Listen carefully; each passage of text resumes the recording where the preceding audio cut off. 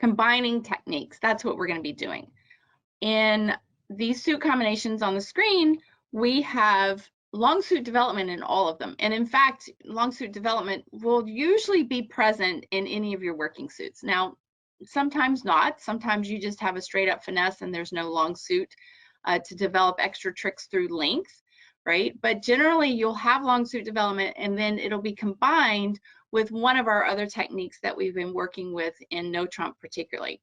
In our spade box here, we have the promotion technique where we're going to sacrifice that king of spades, right? We're going to lead, we can lead up to it, right? To the king, forcing out the ace, and then promoting the queen and the jack. The idea here is you use your promotion technique first, set up the queen jack of spades, and then play for your outstanding spade honors to be breaking 3-2. And that's the long suit development.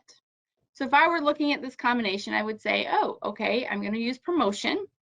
If I have an opportunity to lead up towards my honor, that would be more of a finesse technique.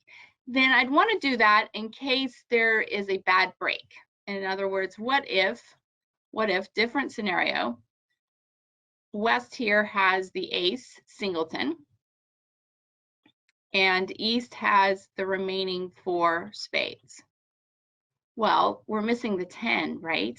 So if East has the 10, XXX, we've just created a trick for East's 10 by leading out the king of spades. So in any combination where you've got an honor that you can promote, you can also, if you have the entries, go over to the other side of the table and lead up towards that honor you hope will win. That's the best choice, is to lead up towards the honor that you are sacrificing. But sometimes we don't have the entries and we just have to lead out our honors, right? And we're going to talk more about that in a little bit.